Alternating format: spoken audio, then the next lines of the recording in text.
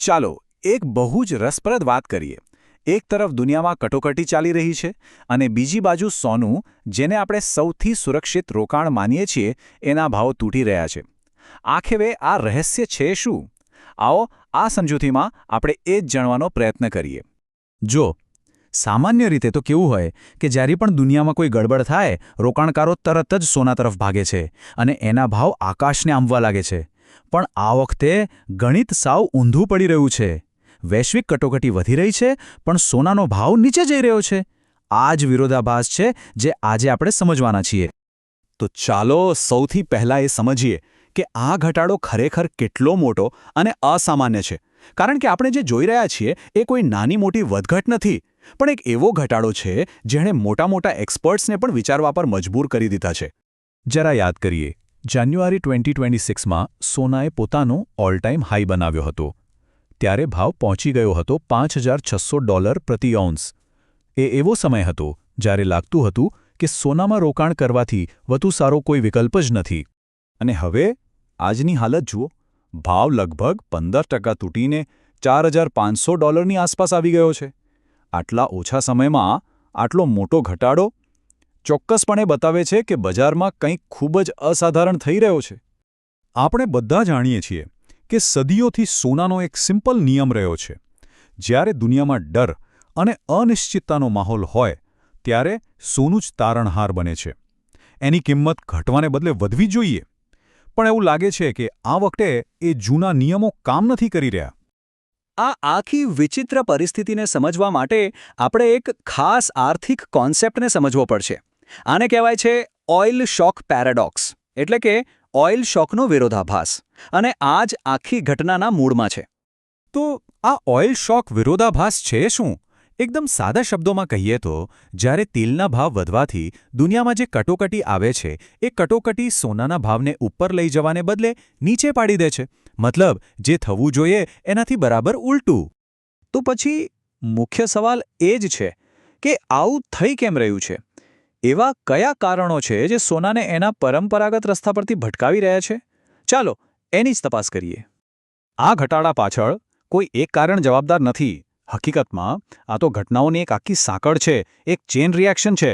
અને આ સાંકળની શરૂઆત થાય છે મધ્ય પૂર્વથી અને એની અસર પહોંચે છે છેક વોલ સ્ટ્રીટ સુધી. આ આખી પ્રક્રિયાને સ્ટેપ બાય સ્ટેપ સમજીએ. સૌથી પહેલાં મધ્ય પૂર્વમાં તણાવ વધવાને કારણે હોર્મોઝની સામુદ્રધુનીમાંથી તેલનો સપ્લાય અટકે છે. આને લીધે શું થાય? તેલના ભાવ આસમાને પહોંચે છે અને દુનિયાભરમાં મોંઘવારી વધવાનો ડર ફેલાય છે. હવે આ મોંઘવારીને કાબૂમાં લેવા માટે અમેરિકાની ફેડરલ રિઝર્વ વ્યાજ દરો ઊંચા જ રાખે છે. ઊંચા વ્યાજદરને કારણે યુએસ બોન્ડ્સ રોકાણકારો માટે ખૂબ જ આકર્ષક બની જાય છે. અને આનું અંતિમ પરિણામ? રોકાણકારો આકર્ષક બોન્ડ્સ ખરીદવા માટે પોતાનું સોનું વેચવા લાગે છે. પણ રોકાણકારો આવું કરે જ કેમ છે? જવાબ એકદમ સીધો છે. જુઓ, સોનું તમને કોઈ વ્યાજ કે વળતર નથી આપતું. એનો ફાયદો ત્યારે જ થાય જ્યારે એનો ભાવ વધે. બીજી બાજુ, ઊંચા વ્યાજદરને કારણે યુએસ બોન્ડ્સ નિયમિત અને સુરક્ષિત આવકની ગેરંટી આપે છે. એટલે આજના માહોલમાં રોકાણકારો માટે બોન્ડ્સ એક વધુ સ્માર્ટ ઓપ્શન બની ગયું છે. પણ આખી વાત ખાલી વ્યાજદર અને બોન્ડ્સની નથી. એમાં એક માનવીય પાસું પણ છે. રોકાણકારોની સાયકોલોજી અને એમનું વર્તન પણ આ ઘટાડામાં બહુ મોટો ભાગ ભજવી રહ્યું છે. આ મોટા ઘટાડા પહેલાં જે માહોલ બન્યો હતો ને, એ સમજવો જરૂરી છે. 2024-25માં દુનિયાભરની સેન્ટ્રલ બેન્કોએ મળીને 2000 ટનથી વધુ સોનું ખરીદ્યું. પછી અમેરિકાના ટ્રેડ ટેરિફને કારણે અનિશ્ચિતતા વધી અને આ જોઈને સામાન્ય રોકાણકારોમાં ફોમો, એટલે કે આપણે પાછળ ન રહી જઈએ એવો ડર ફેલાયો. આ બધાનું પરિણામ એ આવ્યું કે સોનાનો ભાવ રેકોર્ડ સ્તરે પહોંચી ગયો. અને બસ આ જ તેજીએ ઘટાડા માટેની જમીન તૈયાર કરી દીધી. જેવો ભાવ એની ટોચ પર પહોંચ્યો, જે રોકાણકારોએ નીચા ભાવે સોનું ખરીદ્યું હતું, એમણે પ્રોફિટ બુકિંગ શરૂ કરી દીધું. એમણે સોનું વેચીને પોતાના કાગળ પરના નફાને અસલી કેશમાં ફેરવવાનું શરૂ કર્યું. આ નફા વસૂલી તો હતી જ, પણ બીજા કેટલાક પરિબળોએ પણ આગમાં ઘી હોમવાનું કામ કર્યું. ડેરિવેટિવ્સ માર્કેટમાં ગભરાટ ફેલાયો અને વેચવાલી વધી. એમાંય જ્યારે પોલેન્ડની સેન્ટ્રલ બેન્કે એવું કહ્યું કે તેઓ સંરક્ષણ માટે સોનું વેચવાનું વિચારી રહ્યા છે, ત્યારે તો બીજા રોકાણકારોને પણ લાગ્યું કે હવે વેચીને નીકળી જવાનો સાચો સમય છે. તો આ બધું જોયા પછી આપણે શું કહી શકીએ? શું સોનાનો સમય પૂરો થઈ ગયો છે કે પછી આ કંઈક બીજું છે? ચાલો આ ઘટાડાને સાચા પરિપ્રેક્ષ્યમાં જોઈએ. જો સ્પષ્ટ છે કે સોનાનો ઘટાડો કોઈ એક કારણથી નથી થયો. આ તો જાણે કે અનેક પરિબળોનું એક પરફેક્ટ સ્ટોર્મ છે.